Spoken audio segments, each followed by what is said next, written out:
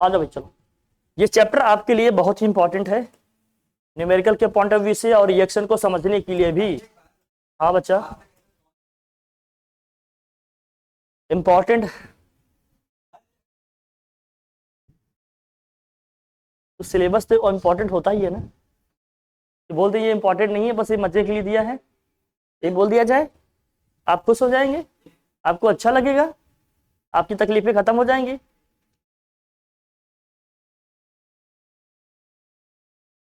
इसको बोल देने से थोड़ा मोटिवेशन आ जाता है कि हाँ चलो ठीक है, इसके लिए इस पर्पज से पढ़ना है, इसमें क्या क्या ध्यान देना है। बेटा गली में आज चांद निकले हैं, देखो दो दो चांद निकले हैं। हाँ अब बेटा एब्सेंट हुए ना,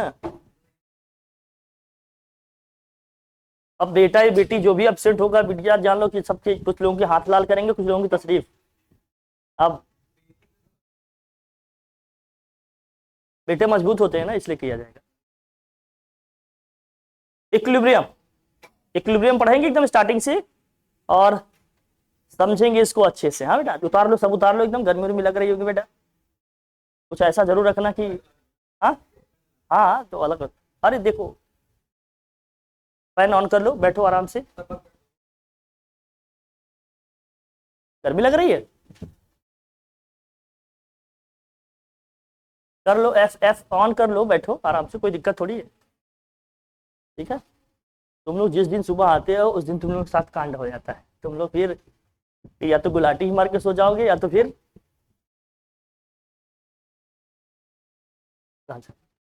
चल भाई। इक्विलिब्रियम, इक्विलिब्रियम का मतलब क्या है? जैसे मान लीजिए दो टैंक है आपके पास, इक्विलिब्रियम का मतलब क्या है थोड़ा प्रैक्टिकली समझते हैं भैया जनाब। एक टैंक में पानी है दूसरे में नहीं है, तो हमने नीचे से क्या किया, होल किया, इन दोनों को कनेक्ट किया। कनेक्ट करने के बाद इससे पानी इसमें ट्रांसफर होगा। कब तक पानी ट्रांसफर होगा? जब तक दोनों में वाटर का लेवल क्या ना हो जाए, सेम ना हो जाए, इक्वल हो जाए। ये जो इक्वलिटी का जो वाटर का लेवल जो है इसमें दोनों दो इक्वल हो गए, ये जो कंडीशन बनी है, सिचुएशन बनी है, इसी को हम लोग क्या बोलते हैं, इक्विलिब्रियम। तो इसमें क्या हुआ, इसमें वाटर फ्लो हो रहा था कहां से, लेफ्ट से राइट में। जैसे रिएक्शंस की हम बात करेंगे, जैसे इन जनरल आप रिएक्शन लिखते हो तो रिएक्टेंट आपका लेफ्ट में लिखा होता है, प्रोडक्ट कहां लिखे होते हैं, राइट में लिखे होते हैं। केमिस्ट्री में भी इक्विलिब्रियम है, फिजिक्स में भी इक्विलिब्रियम है, आप अपने प्रैक्टिकल लाइफ में तो जैसे देखिए रहो इक्विलिब्रियम का मतलब क्या है। ठीक है ना भाई, हर चीज का समझेंगे। कॉपी पेन लेकर बैठ जाना बेटा, खुसर फुसर नहीं करना, और मोबाइल में चैटिंग फैटिंग आटा बाटा जो आ रहा हो बंद कर लेना। ठीक है बेटा, हाँ एकदम प्रॉपर पढ़ाई लिखाई करो। अब तुम लोग मजाक में ले रहे हो, फिर यही 11th ही आप लोगों को बर्बाद में कर देगा। 11th की स्टडी ही, हाँ 11th की स्टडी आप लोगों को धीरे धीरे बर्बाद कर देगी। इसको लाइटली नहीं लीजिए। जिन लोगों ने मजाक में लिया,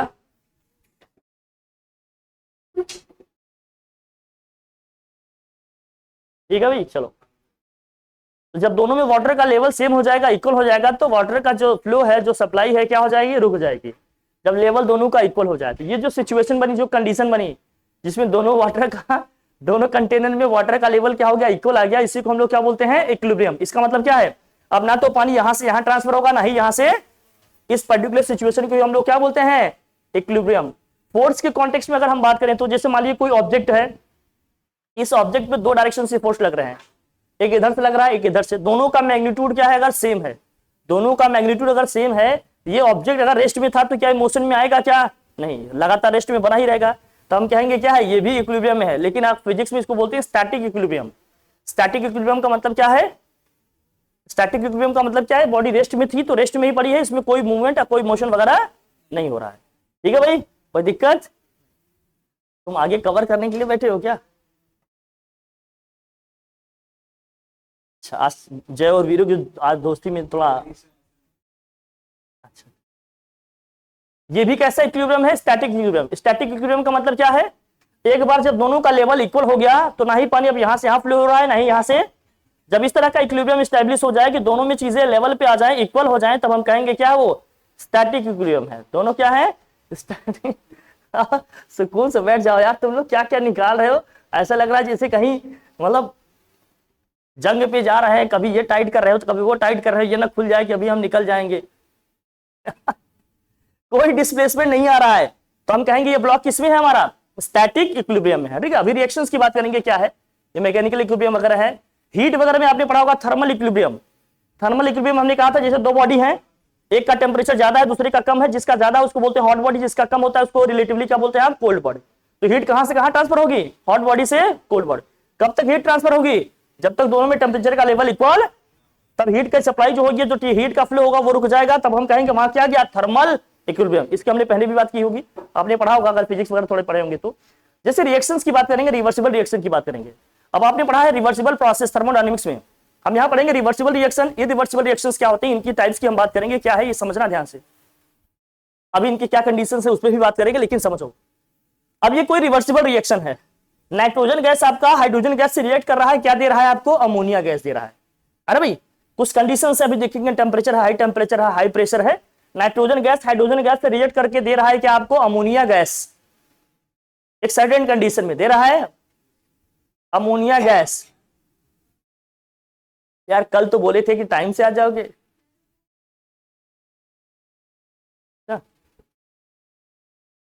स्कूल वालों का अत्याचार बढ़ता जा रहा है तुम लोगों को, मैं देख रहा हूं।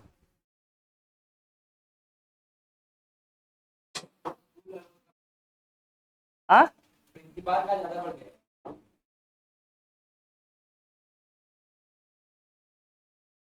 चलो ठीक है, तुम लोगों के ऊपर जो भी हो रहा है, लेकिन तुम लोगों को बैलेंस तो करना ही पड़ेगा। हाँ बेटा, हाँ। तुम दोनों साथ में रहोगे तो चोंच में चोंच डालते ही रहोगे बेटा, या तो अलग अलग सीट पे बच जाओ या तो आगे पीछे हो। अच्छा कोई बात नहीं, जो हो रहा है वहां होने दीजिए, हम लोग अच्छा कर रहे हैं, कोशिश कर रहे हैं, तो कम से कम यहाँ तो होने दीजिए, मतलब गेट टुगेदर यहाँ नहीं। हाँ मतलब थोड़ा डिस्टेंस बना के बैठो, एकदम ज्ञान नहीं देना एक दूसरे को। चलो यहाँ इतना तुम लोग हो गए हो यार। ये नाइट्रोजन हाइड्रोजन से रिएक्ट करके क्या बना रहा है भैया, अमोनिया गैस। नाइट्रोजन हाइड्रोजन से रिएक्ट करके अमोनिया गैस बना रहा है, लेकिन अगर प्रेशर को आपने कम कर दिया, टेम्परेचर थोड़ा सा स्लाइटली क्या कर दिया, कम कर दिया, तो ये अमोनिया अगेन किस में कन्वर्ट होने लगेगा, नाइट्रोजन गैस और हाइड्रोजन गैस में। तो ऐसे रिएक्शन को हम लोग क्या बोलेंगे, रिवर्सिबल रिएक्शन। रिवर्सिबल रिएक्शन का मतलब पहले रिएक्टेंट रिएक्ट करके क्या दिए, प्रोडक्ट, फिर वही प्रोडक्ट आपका किस में कन्वर्ट हो रहा है, रिएक्टेंट में। ऐसे रिएक्शंस को हम लोग क्या बोलते हैं, रिवर्सिबल रिएक्शन। लेकिन जब रिएक्शन केवल एक ही डायरेक्शन में हो, कि केवल रिएक्टेंट रिएक्ट करके आपको प्रोडक्ट दे रहे हैं, प्रोडक्ट आपका रिएक्टेंट में कन्वर्ट फिर नहीं हो रहा है, ऐसे रिएक्शंस को बोलेंगे इररिवर्सिबल रिएक्शन। अभी इनके क्या मतलब है, कैसे क्या, ये सब लिखेंगे समझेंगे, ठीक है ना भाई। अब इसमें क्या होगा, जब इसकी बनने की रेट है, बहुत ध्यान समझना, नाइट्रोजन गैस का भी अपना कुछ कॉन्सेंट्रेशन होगा, कुछ मास होगा, हाइड्रोजन गैस का भी क्या अपना कुछ मास होगा, कुछ कॉन्सेंट्रेशन होगा, अमोनिया जो यहां बन रहा है इसका भी कुछ न कुछ मास या कॉन्सेंट्रेशन मिलेगा ना आपको। हम ये कहेंगे जिस रेट से नाइट्रोजन और हाइड्रोजन आपके अमोनिया में कन्वर्ट हो रहे हैं, मतलब क्या है कि जैसे मान लीजिए इसके 5 मोल 5 सेकंड में कन्वर्ट हो गए अमोनिया में, अगर इनके 5 मोल्स 5 सेकंड में क्या है, अमोनिया में कन्वर्ट हो गए, तो जो रेट ऑफ रिएक्शन अभी निकालेंगे हम, देखेंगे क्या है, कैसे क्या समझेंगे पर लीटर में, अगर इसके नंबर ऑफ मोल्स m है या जो भी है, देखेंगे अभी बात करेंगे। इसका कॉन्सेंट्रेशन पर यूनिट टाइम में कितना कन्वर्ट हो रहा है, किसमें, प्रोडक्ट में। रिएक्टेंट के कॉन्सेंट्रेशन, कॉन्सेंट्रेशन मतलब समझते हो ना, कॉन्सेंट्रेशन के बहुत सारे टर्म्स पढ़े होंगे आपने, नॉर्मेलिटी, मोलरिटी, ग्राम पर लीटर, पढ़ा है ना, ये सब पीछे पढ़े होंगे आप लोग, याद है, नहीं है तो भाई भी बता देंगे, ब्रीफ दे देंगे आपको थोड़ा सा। इसका जो कॉन्सेंट्रेशन है कितने टाइम में कितना प्रोडक्ट बना दे रहा है, मतलब कितना रिएक्टेंट आपका कितने टाइम में प्रोडक्ट में कन्वर्ट हो गया, उन दोनों का जो रेशियो होगा, किसका रेशियो भैया, कॉन्सेंट्रेशन और टाइम का जो रेशियो होगा उसको बोलते हैं रेट ऑफ रिएक्शन। क्या बोलते हैं उसको हम लोग, कॉन्सेंट्रेशन और टाइम का जो रेशियो होगा, कॉन्सेंट्रेशन और जो टाइम का रेशियो होगा उसको हम बोलते हैं क्या, रेट ऑफ रिएक्शन। उसको हम लोग क्या बोलते हैं, रेट ऑफ रिएक्शन। जब रिएक्टेंट आपका रिएक्ट करके प्रोडक्ट दे रहा है, जब रिएक्टेंट आपका रिएक्ट करके प्रोडक्ट दे रहा है, बेटा यार जरूरी बातें बाद में कर देना, पढ़ लो भैया जनाब, लोग लगते हैं एक दूसरे का हाल चाल ही लेने यार। भाई तुम्हारा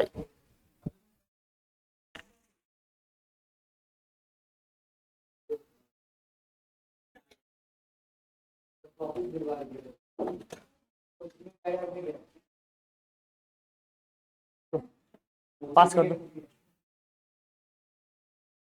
मतलब सोचो एक दिन बैग रख देते हैं तो एक हफ्ते बाद ही लेते हैं, ऐसे ऐसे मतलब रखी होगी वहीं उस पे, अलमीरा पे। अरे लड़के अब जानते हो सबको अपनी जरूरत की चीजें मिल जाती हैं, आओ मिल जाएगा, देखो वही ऊपर नीचे होगा, ठीक, आओ।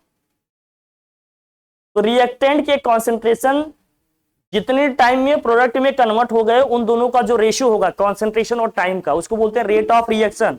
लेकिन रिएक्टेंट किस में कन्वर्ट हुआ? प्रोडक्ट में, तो उसके रेट ऑफ रिएक्शन को बोलेंगे फॉरवर्ड रेट ऑफ रिएक्शन। क्या बोलेंगे उसको हम लोग? क्योंकि रिएक्टेंट किस में कन्वर्ट हुआ? प्रोडक्ट में। फिर प्रोडक्ट जिस रेट से किस में कन्वर्ट हो रहा होगा? रिएक्टेंट में, उसको बोलेंगे बैकवर्ड रेट ऑफ रिएक्शन। उसको क्या बोलेंगे? Backward rate of reaction. Forward rate of reaction का मतलब क्या है? हमारा रिएक्टेंट किस रेट से किस में कन्वर्ट हो रहा है? प्रोडक्ट में। बैकवर्ड रेट ऑफ रिएक्शन का मतलब क्या है? किस रेट से हमारा प्रोडक्ट किस में कन्वर्ट हो रहा है? रिएक्टेंट्स में। जब ये forward rate of reaction, backward rate of reaction दोनों क्या हो जाएं? इक्वल हो जाएं, तो केमिस्ट्री में कहते हैं हमारा क्या गया? केमिकल इक्विलिब्रियम आ गया। क्या आ गया भैया? केमिकल इक्विलिब्रियम या इक्विलिब्रियम आ गया। इक्विलिब्रियम आने का मतलब क्या है? एक सेकंड में जितना रिएक्टेंट आपका प्रोडक्ट में कन्वर्ट हो रहा है, सेम उतने ही टाइम में एक ही सेकंड में उतना ही प्रोडक्ट क्या हो रहा है? आपका रिएक्टेंट में कन्वर्ट हो जा रहा है। जब इस तरह की सिचुएशन रिएक्शन में आ जाए तो हम कहेंगे क्या है? केमिस्ट्री में इक्विलिब्रियम आ गया। रिएक्शन में क्या गया है? इक्विलिब्रियम आ गया। इक्विलिब्रियम आने का मतलब क्या है? Forward rate of reaction is equal to क्या होगा? Backward rate of reaction. Forward rate of reaction equal to क्या होगा? Backward rate of reaction. अभी इसको लिखेंगे हम लोग, यहां पढ़ने वाले हैं, लेकिन दोस्त तुम लोग यार, मतलब मैं कैसे कहूंगा आप लोगों को अब? हाँ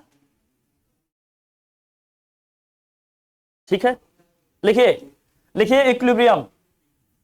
इक्विलिब्रियम हेडिंग करिए, इक्विलिब्रियम लिखिए, इक्विलिब्रियम। ये केमिस्ट्री में पढ़ रहे हैं दोस्त? अरे रिएक्शन तो बेटा केमिस्ट्री में मिलेगा। हाँ, सब्जेक्ट कहीं भूल गया क्या बेटा? ऐसे पढ़ोगे?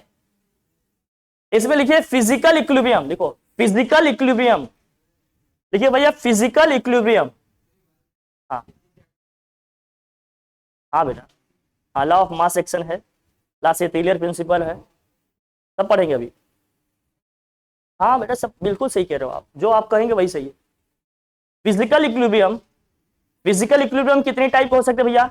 लिखो सॉलिड, लिखो सॉलिड लिक्विड इक्विलिब्रियम, बना के ऐसे लिख लो, छोटा बता देते हैं।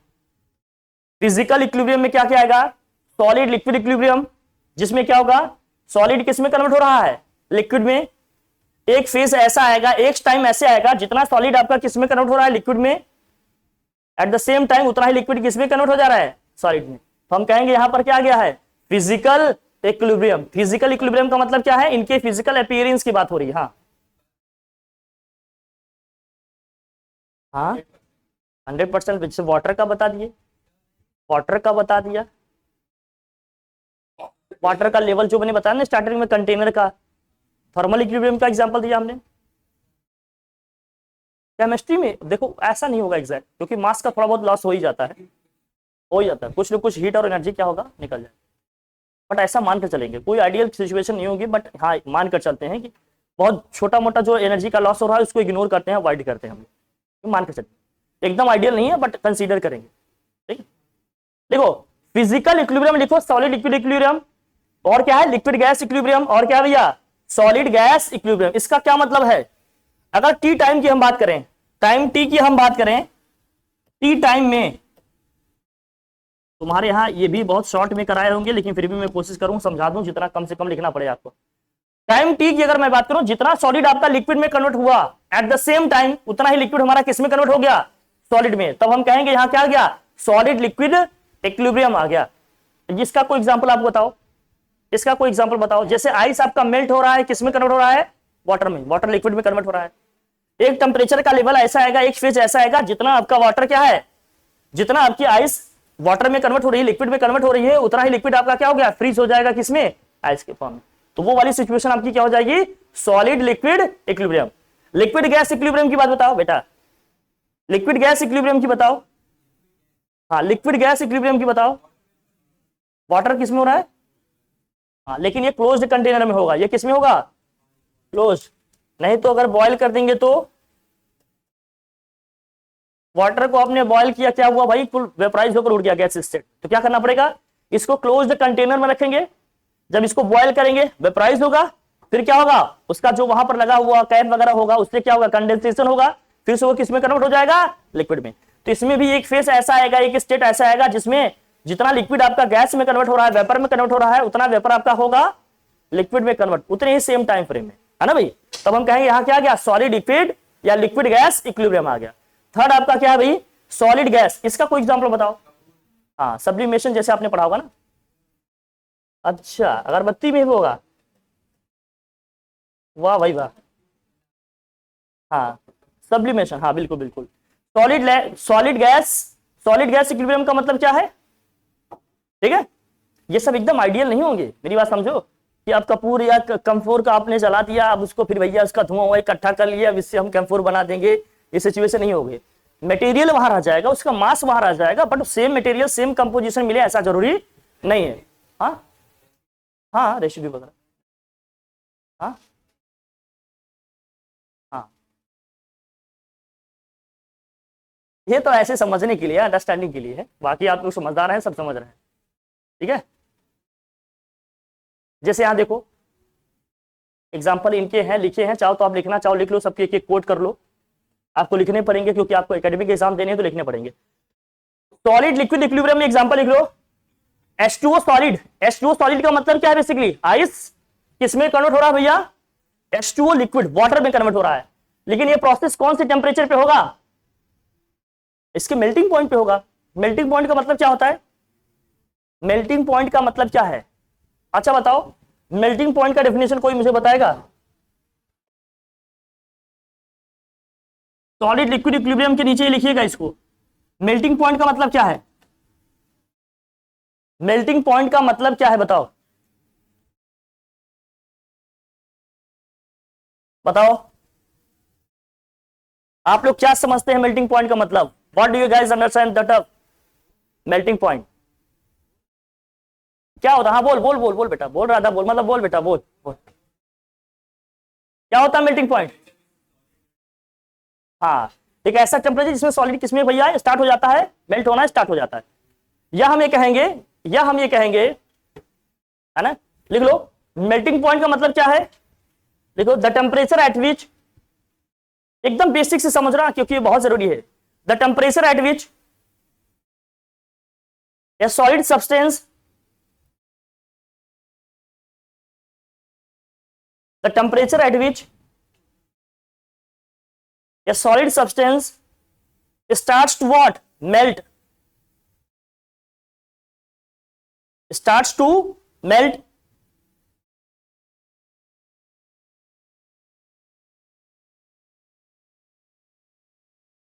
and after some time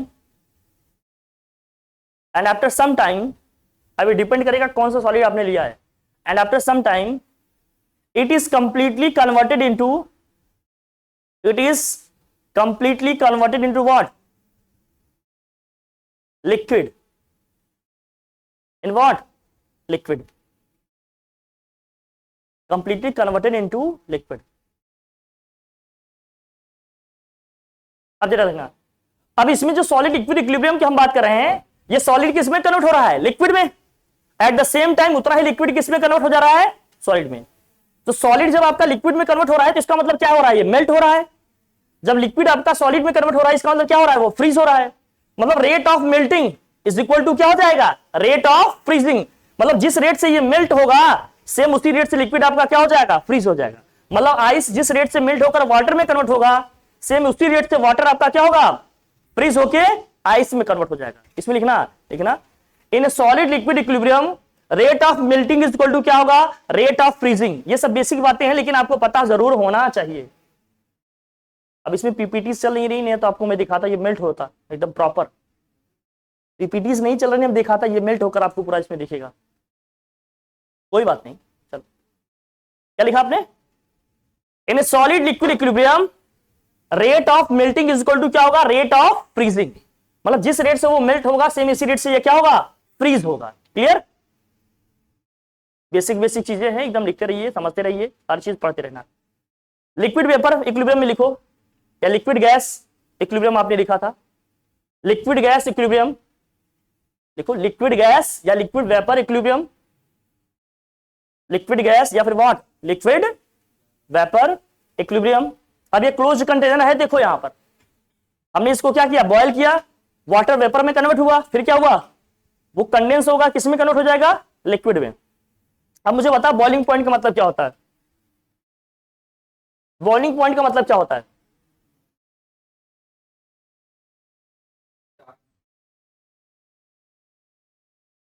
हाँ हाँ, मतलब जिसमें एक लिक्विड किस में कन्वर्ट होता है, गैस में कन्वर्ट होता है, या वाटर है तो वाटर वेपर में कन्वर्ट होगा। एक छोटा छोटा एक डेफिनेशन इसको लिखना, द टेम्परेचर एट विच, इसकी बहुत जरूरत पड़ेगी केमिस्ट्री में। The temperature at which vapour pressure is equal to क्या है, atmospheric pressure. The temperature at which vapour pressure is equal to what, atmospheric pressure. एक ऐसा टेम्परेचर है जिसमें वेपर प्रेशर किसके इक्वल हो जाएगा, एटमॉस्फेरिक प्रेशर के इक्वल हो जाएगा।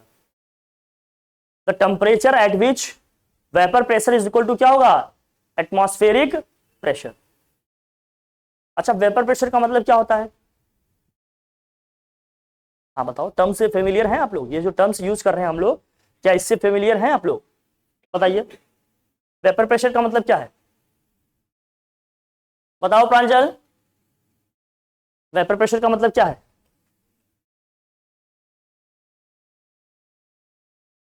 हाँ, नहीं पता है, कोई बताएं, आप बताओ अंकित।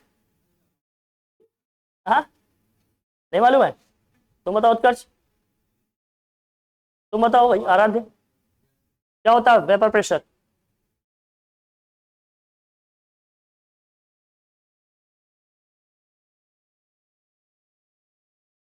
हाँ,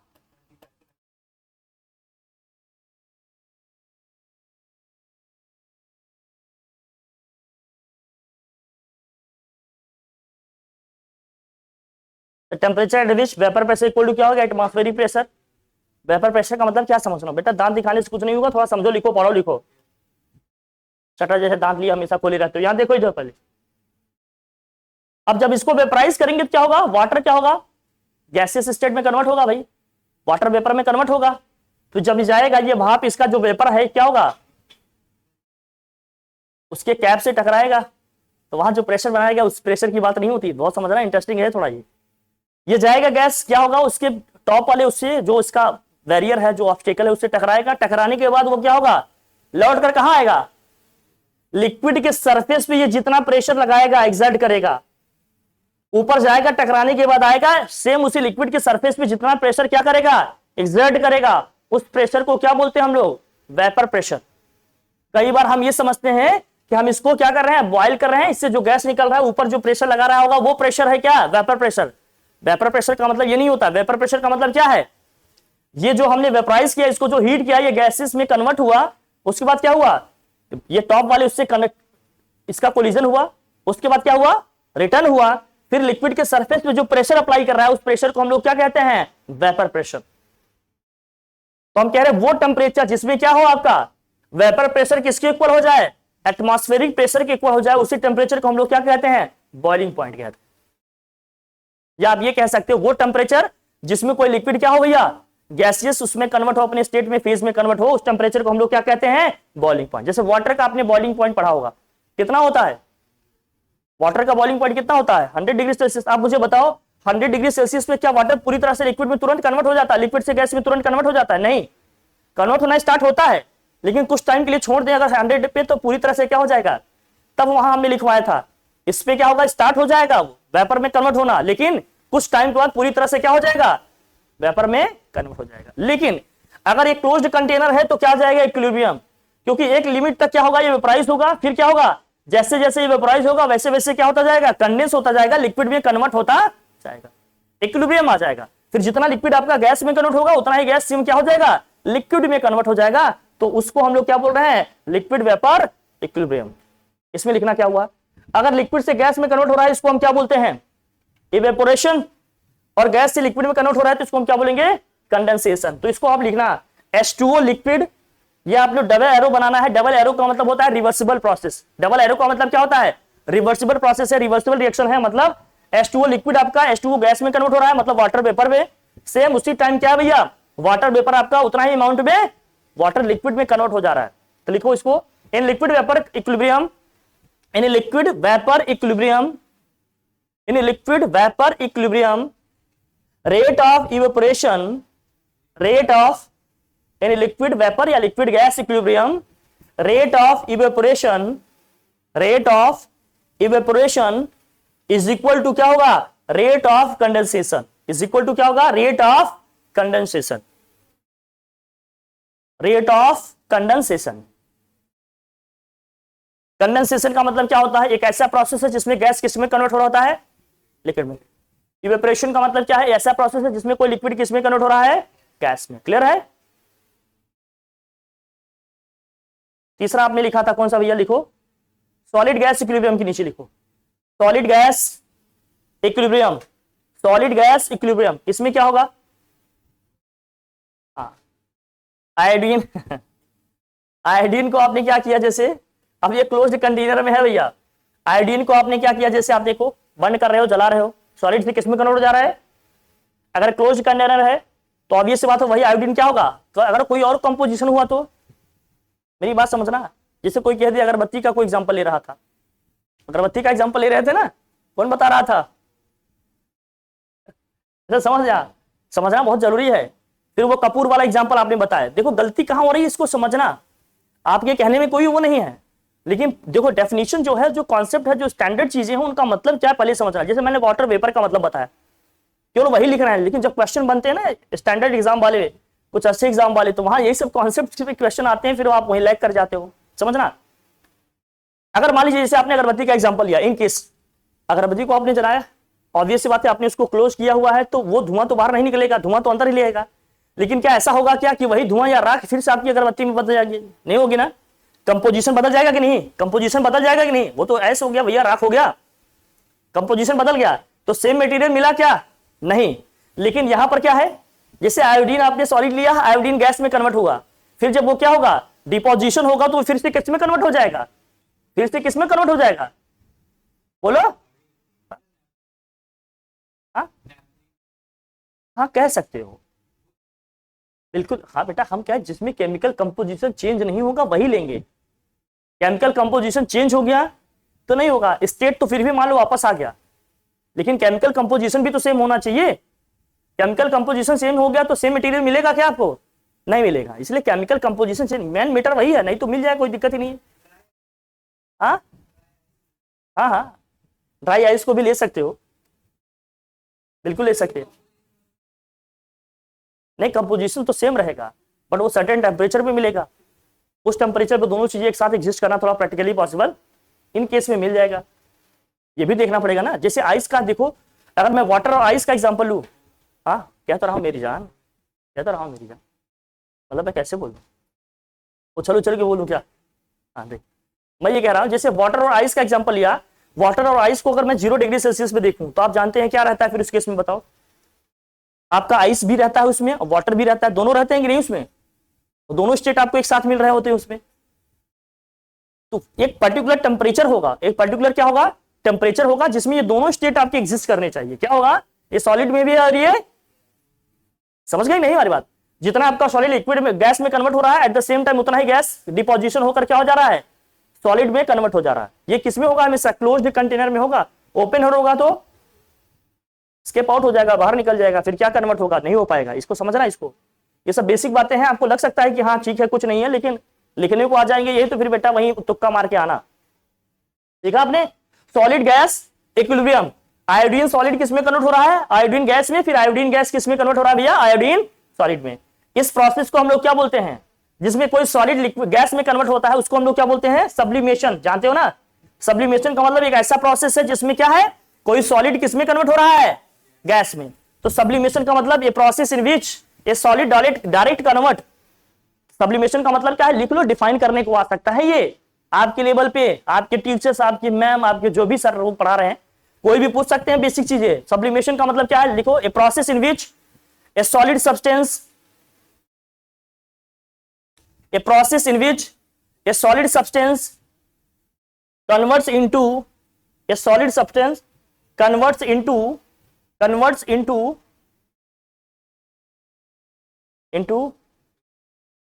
gas without converting in liquid, without converting in what, liquid, बिना लिक्विड में कन्वर्ट हुए किसमें कन्वर्ट हो जाता है? डायरेक्ट गैस में, without converting in liquid. A process in which A solid substance converts into what? Gas, without converting in liquid. बिना liquid में कन्वर्ट हुए डायरेक्ट किसमें कन्वर्ट हो जाता है? वो गैस में कन्वर्ट हो जाता है। तो इस प्रोसेस को हम लोग क्या बोलते हैं? सब्लिमेशन। और इसमें क्या होगा भैया? ये सब्लिमेट हो रहा है, आयोडीन सॉलिड आपका सब्लिमेट हो रहा है, एट द सेम टाइम उतना ही आयोडीन गैस आपका किसमें हो जा रहा है? डिपॉजिट हो जा रहा है। किस फॉर्म में? आयोडीन सॉलिड के फॉर्म में। लिखो, in solid gas equilibrium, in solid gas equilibrium, in solid gas equilibrium, rate of sublimation is equal to, in a solid gas equilibrium, rate of sublimation is equal to rate of deposition, rate of deposition। लिख लिए तो बड़ी अच्छी बात है, लिखना ही था।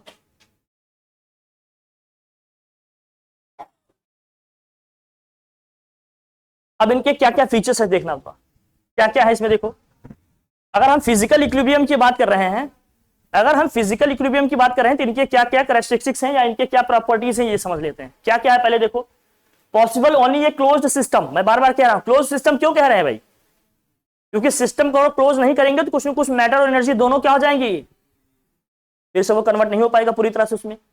Possible only in close system eight A given temperature. Temperature जो रहेगा कांस्टेंट रहेगा, दोनों के लिए क्या रहेगा? सेम रहेगा। इसको समझना। Both the processes occur at the same rate, there is a dynamic equilibrium. Dynamic equilibrium का मतलब क्या समझते हो? डायनेमिक इक्विलिब्रियम का मतलब क्या है कि जैसे मान लीजिए ये सब्सटेंस इसमें कन्वर्ट हो रहा है, अब इसका 50% इसमें कन्वर्ट हो गया, प्रोडक्ट ये बन गया है, तो अब क्या होगा रिएक्शन में? ये लगातार प्रोडक्ट में कन्वर्ट हो रहा है और प्रोडक्ट भी लगातार किसमें कन्वर्ट हो रहा है? रिएक्टेंट में। लेकिन दोनों का जो कन्वर्जन का रेट है वो सेम है। सपोज करो अगर 1 मिनट में ये 10 ग्राम इसमें कन्वर्ट हुआ, आधे आधा होने के बाद, फिर उसी 1 मिनट में ये भी क्या होगा? 10 ग्राम इसमें कन्वर्ट हो जाएगा। तो इसका मतलब दोनों का लेवल तो हमेशा इक्वल बना रहेगा, लेकिन कन्वर्जन अभी भी लगातार हो रहा है। जब इस तरह का इक्विलिब्रियम आ जाए कि दोनों का लेवल तो इक्वल है, दोनों सेम स्टेट में आ तो गए हैं, बट अभी भी कन्वर्जन लगातार हो रहा है, तो ऐसे इक्विलिब्रियम को क्या बोलते हैं? Dynamic equilibrium. लेकिन एक स्टेट ऐसा होगा कि जो इसका आधा इसमें कन्वर्ट हो गया, अब कोई कन्वर्जन नहीं हो रहा है, रुक गया है प्रोसेस, उस प्रोसेस को हम लोग क्या बोलेंगे? स्टैटिक इक्विलिब्रियम बोलेंगे। मेरी बात समझ रहे हो? नहीं समझे? नहीं समझे? आप समझ रहा, मैं बताता हूं। एक रिएक्टेंट है ए, इससे कोई प्रोडक्ट बन रहा है बी। रिएक्टेंट है ए, बन रहा है इससे क्या प्रोडक्ट? हमारा बी। अब मान लीजिए इसमें क्या था? इसमें इनिशियली क्या था? 10 ग्राम था। अभी इसमें कुछ भी नहीं बना है भाई। अब रिएक्ट करके जैसे भी ये कन्वर्ट हो गया, मान लीजिए इसका 5 ग्राम रिएक्ट करके इसमें कन्वर्ट हो गया, 5 ग्राम बी बन गया आपका, दोनों का लेवल इक्वल हो गया। अब जबकि रिएक्शन अगर यहीं रुक जाता, अगर रिएक्शन यहीं रुक जाता, तो इसको हम बोलते हैं ये क्या है? हमारा स्टैटिक इक्विलिब्रियम है। ये क्या है? स्टैटिक इक्विलिब्रियम है, जिसमें दोनों का जो मास है, जो क्वांटिटी है, वो क्या हो गई? इक्वल हो गई।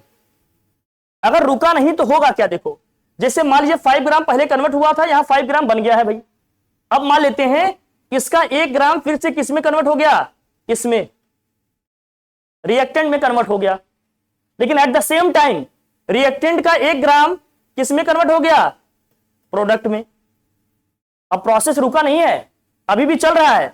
इसका 1 ग्राम क्या है? रिएक्टेंट में कन्वर्ट हुआ, उतने ही टाइम में रिएक्टेंट का 1 ग्राम किसमें कन्वर्ट हो गया? प्रोडक्ट में। अभी भी दोनों पे टोटल देखिए कितना आ रहा है, क्वांटिटी कितनी आ रही है? यहां भी 5 ग्राम, यहां भी क्या होगी? 5 ग्राम। क्वांटिटी ओवरऑल सेम है, लेकिन कन्वर्जन लगातार क्या है? अभी भी चल रहा है। जितना ये इसमें कन्वर्ट हो रहा है, एट द सेम टाइम उतना ही ये इसमें भी क्या हो जा रहा है? कन्वर्ट हो जा रहा है। जब लगातार ये प्रोसेस चलता रहे और दोनों में जो क्वांटिटी का लेवल है हमेशा क्या रहे? कांस्टेंट रहे, तो हम कहेंगे ये कैसा इक्विलिब्रियम है? ये डायनेमिक इक्विलिब्रियम है। ये क्या है? डायनेमिक इक्विलिब्रियम है। मतलब दोनों की क्वांटिटीज जो सब्सटेंस है वो क्या है? इक्वल है, बट कन्वर्जन अभी भी हो रहा है। कन्वर्जन अब ऐसा हो रहा है कि जितना ए बी में कन्वर्ट हो रहा है, उतना ही बी भी किस में कन्वर्ट हो जा रहा है? ए में, उतने ही टाइम में। तो ऐसे इक्विलिब्रियम को हम लोग क्या बोलते हैं? डायनेमिक इक्विलिब्रियम बोलते हैं। समझ आई बात? तब इसी में बोलेंगे rate of forward reaction equal to क्या होगा? Rate of backward reaction. ये समझना पड़ेगा। जैसे मान लीजिए वाटर को हम जैसे हीट कर रहे हैं ना, वाटर वेपर में कन्वर्ट हो रहा है, लिक्विड किस में कन्वर्ट हो रहा है? वेपर में। अब क्लोज कंटेनर है, जब हम खूब हीट कर देंगे तो क्या होगा? गैस खूब इकट्ठा हो जाएगा ऊपर, फिर वो गैस क्या होने लगेगा? कंडेंस होने लगेगा। कंडेंस होने के बाद किसमें कन्वर्ट होगा? वाटर में। तो एक लेवल ऐसा आएगा कि वाटर और वेपर दोनों का क्या हो गया, लेवल इक्वल हो गया है। जितना वाटर आपका वेपर में कन्वर्ट हो रहा है एट द सेम टाइम उतना ही आपके वेपर कंडेंस होकर किस में कन्वर्ट हो जा रहा है, लिक्विड में। दोनों का फेज हमेशा क्या रहेगा, कांस्टेंट रहेगा। अमाउंट जो क्वांटिटी है हमेशा क्या रहेगी, कांस्टेंट रहेगी। तो ऐसे इक्विलिब्रियम को हम बोलेंगे क्या, डायनेमिक इक्विलिब्रियम बोलेंगे। बात समझ आई बात, ये थोड़ी सी प्रैक्टिकल है चीजें, थोड़ा सा टर्मिनोलॉजी से आपको फेमिलियर होना जरूरी है, नहीं तो लिखने में, पढ़ने में, समझने में बहुत दिक्कत आएगी। क्या ये समझ गए? डायनेमिक इक्विलिब्रियम का मतलब क्या है, रिएक्शन चलता रहेगा। कोई पूछे कब तक चलेगा रिएक्शन, कब तक चलेगा, इनफाइनाइट टाइम तक चलेगा, कभी रुकने वाला नहीं है, जब तक कंटेनर हमारा क्लोज है। अब कोई कहे सर कि हम कंटेनर को ओपन कर दिए तो, ओपन सिस्टम ले लिए तो तब भी ये होगा क्या, बताओ। अगर वाटर को मैं बॉयल कर रहा हूं, वाटर वेपर में कन्वर्ट हो रहा है, फिर वो कंडेंस होकर किस में कन्वर्ट हो जा रहा है, लिक्विड में। कंटेनर को मैंने ओपन कर दिया, तब भी ये प्रोसेस चलेगा क्या, नहीं, कंडेंस ही नहीं होगा, गैस तो पूरी उड़ जाएगी ना भाई। तो हमेशा जो ये प्रोसेस होगा कौन सा, इक्विलिब्रियम वाला, हमेशा किसमें होगा, क्लोज्ड कंटेनर में होगा। इसको ध्यान रखना, ओके। बाकी तो आप लोग मजे कर रहे हैं, कोई दिक्कत नहीं। जैसे इसमें दिया है all measurable properties of the system remain constant, जैसे vapour pressure, boiling point, freezing point, ये सब सारी चीजें क्या रहेंगी। जब इक्विलिब्रियम आ जाएगा तो क्या क्या कांस्टेंट हो जाएगा, vapour pressure, boiling point, freezing point, ये सब क्या हो जाएंगे, कांस्टेंट, बदलने वाला नहीं। मैंने कहा ना टेम्परेचर हमेशा क्या रहेगा, ये सब सारी चीजें कांस्टेंट हो जाएगी। कॉन्सेंट्रेशन चेंज होगा क्या, कॉन्सेंट्रेशन भी क्या रहेगा, कांस्टेंट रहेगा। टेम्परेचर भी क्या रहेगा, सेम। वॉल्यूम भी दोनों का अलग अलग क्या रहेगा, जो भी रहा कांस्टेंट रहेगा, ध्यान रखना। कैरेक्टराइज्ड बाय क्या है, constant value of one of its parameter at given temperature. The magnitude of such quantities at any stage indicates that the extent which physical process has proceeded before reaching equilibrium. ठीक है, ये सब आप समझ गए हैं, कोई दिक्कत वाली बात, ये ध्यान रखना बस। डायनेमिक इक्विलिब्रियम का मतलब क्या समझ में आया, या चाहो तो अलग से लिख लो, लिख लो, अच्छा अलग से लिख लो, लिखो डायनेमिक इक्विलिब्रियम, डायनेमिक इक्विलिब्रियम लिख लो भैया, लिख लो। ये सब वर्ड्स बहुत काम के हैं, हर चैप्टर के अपने कुछ क्या है, डिक्शनरी है, कुछ वर्ड्स हैं, कुछ वोकैब हैं, उनमें आपको कमांड बनाना पड़ेगा। लिखिए dynamic equilibrium, dynamic equilibrium. Dynamic equilibrium का मतलब क्या है, लिखो the equilibrium at which, the equilibrium at which, the equilibrium at which rate of forward reaction, the equilibrium at which rate of forward reaction, rate of forward reaction is equal to, rate of forward reaction is equal to rate of backward reaction. The equilibrium at which rate of forward reaction is equal to rate of backward reaction. इसका मतलब क्या है, it means, लिखो नीचे में बता रहा हूं, it means for a given time, for a given time, for a given time, for a given time,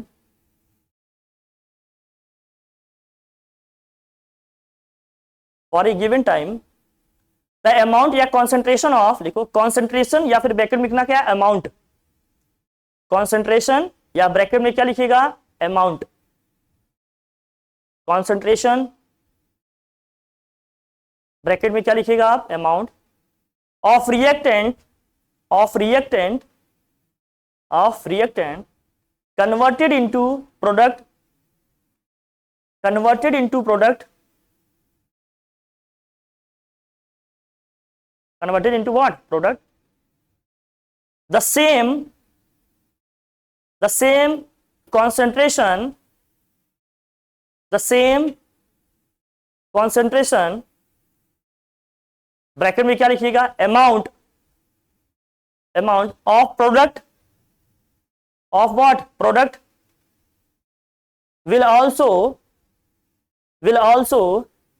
converted into reactant, will also converted into reactant at the same time, at the what, same time, at the same time। अब बेटा उधर ना देख ले, इसको हटाना ही पड़ेगा, at the same time, समझ गए, done.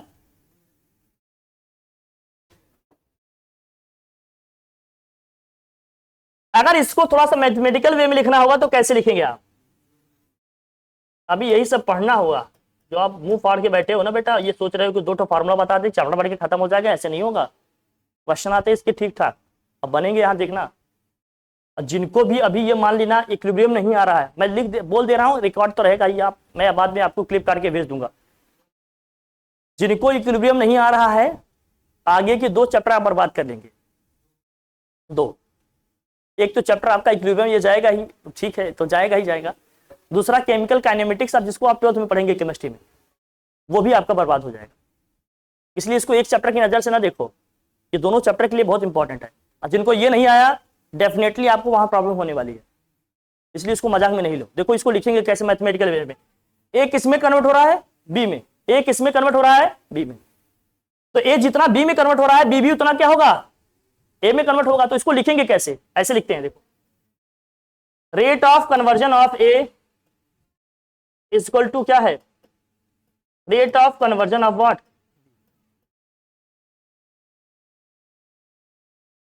Rate of conversion of A is equal to क्या है, rate of conversion of B. जितना ए बी में कन्वर्ट हो रहा है, उतना ही बी किस में कन्वर्ट हो रहा है, ए में कन्वर्ट हो रहा है। लेकिन ये किस में होगा, क्लोज्ड कंटेनर में होगा। किस में होगा ये, क्लोज्ड कंटेनर। कोई दिक्कत, लिखो at equilibrium, at equilibrium, at equilibrium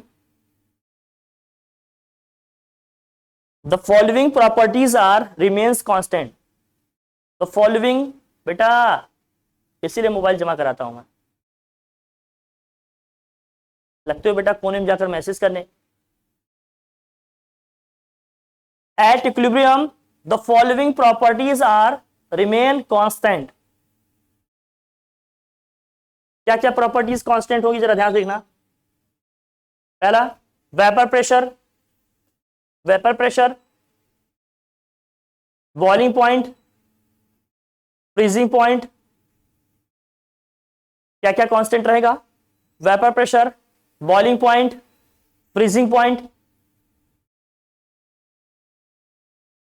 कहां खोज के लिख रहे हो Aditya, vapour pressure, boiling point, freezing point, vapour pressure, boiling point, freezing point, concentration of reactant and products, concentration of reactants and what product। दोनों के concentration भी क्या रहेंगे, कांस्टेंट रहेंगे। क्यों कांस्टेंट रहेंगे भैया, क्योंकि जितना रिएक्टेंट आपका प्रोडक्ट में कन्वर्ट हो रहा है, उतना ही प्रोडक्ट किस में कन्वर्ट हो रहा है, रिएक्टेंट में। तो दोनों का कॉन्सेंट्रेशन हमेशा क्या रहेगा, कांस्टेंट रहेगा, सेम रहेगा। ठीक है भाई, चलिए ये सब ध्यान रखना, ये इनके कुछ प्रॉपर्टीज हैं आपको।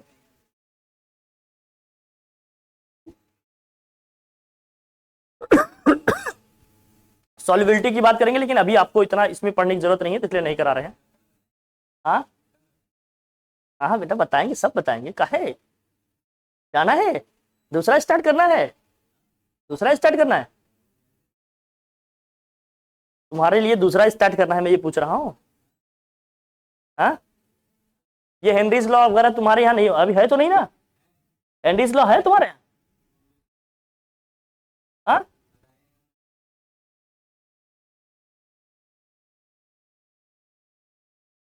कौन पढ़ा दिया भाई हेनरीज लॉ, हेनरीज लॉ कौन पढ़ा दिया? हाँ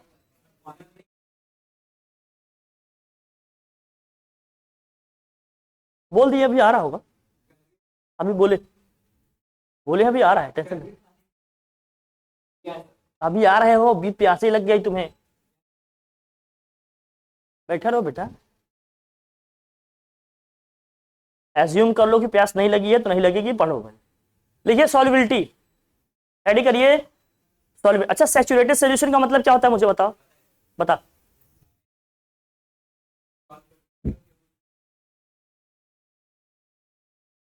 हाँ मतलब आप और भी सब्सटेंस और भी सॉल्यूट उसमें डालेंगे तो वो उसमें डिजॉल्व नहीं होंगी, जाकर बॉटम पे बैठ जाएगी।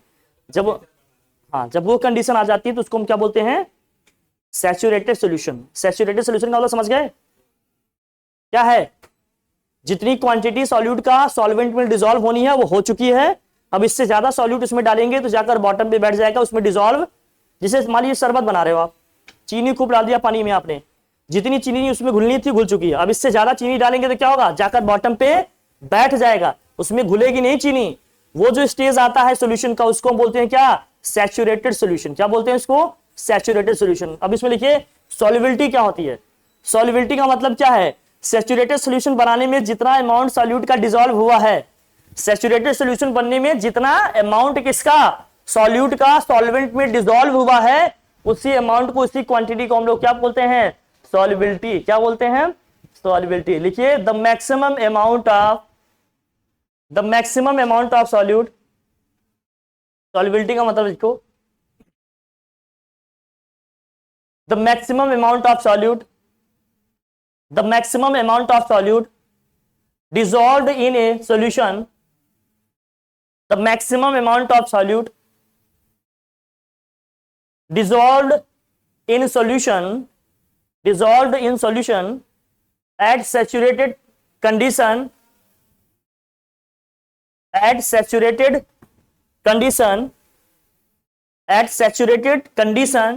ब्रैकेट में लिखिएगा saturated solution at saturated condition, bracket में लिखिएगा सैचुरेटेड सॉल्यूशन, ब्रैकेट क्लोज करना, एट कांस्टेंट टेम्परेचर। अब कोई कहे सर टेम्परेचर को कांस्टेंट रखने का क्या पर्पस है? बताओ भाई, टेम्परेचर को कांस्टेंट रखने का क्या पर्पस है? क्यों बढ़ जाती है?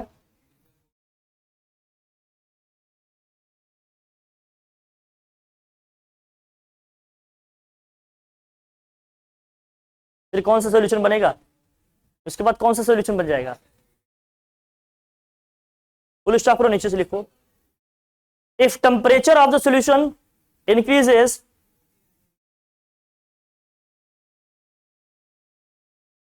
if temperature of the solution increases, solubility will also get increased। ऐसे लिखो, solubility will also increases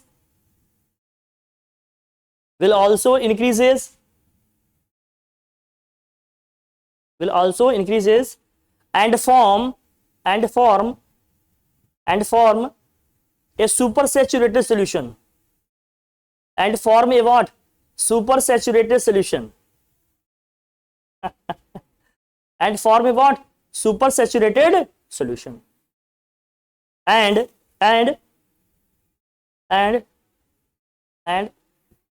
if again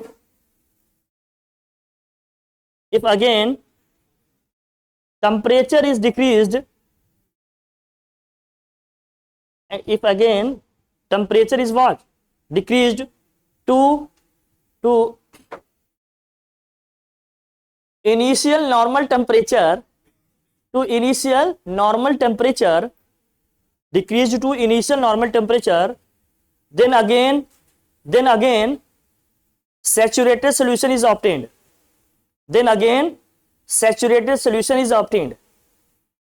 फिर सुपर सैचुरेशन से किसमें कन्वर्ट हो जाएगा? वो सैचुरेटेड में। टेम्परेचर बढ़ाएंगे तो सॉल्युबिलिटी और बढ़ जाएगी, घुलेगा। फिर जैसे टेम्परेचर को फिर से आपने नॉर्मल किया, जो उसमें डिसॉल्व हुआ एक्स्ट्रा फिर से क्या होगा? बाहर निकल जाएगा, और फिर से सॉल्यूशन कैसा बन जाएगा? वो सैचुरेटेड बन जाएगा। हाँ, सुपर तुम्हारा क्वेश्चन मुझे तकलीफ दे रहा है। ऐसा कुछ टर्मिनोलॉजी नहीं है, लेकिन समझो, इसमें अगर बोलना चाहते हो तो ऐसे बोल सकते हो। फ्लूइड का मतलब कुछ ऐसे सब्सटेंस हैं जो आपकी इजीली एक प्लेस से दूसरे प्लेस को क्या हो सकते हैं? ट्रांसफर हो सकते हैं। सुपर फ्लूइड का मतलब एक ऐसे फ्लूइड को हम मान रहे हैं जिसमें जो उसकी विस्कोसिटी समझ लो, कंप्रेसिबिलिटी जो है वो सब एकदम क्या है? नेग्लिजिबल है, एकदम जीरो है। ऐसे फ्लूइड को हम क्या बोलेंगे? सुपरमैन वाला वो सुपर फ्लूइड हो, वो कंडीशन नहीं है। एक टर्म आता है तुम्हारा सुपर वाटर, सुना है कभी? क्या है सुपर वाटर?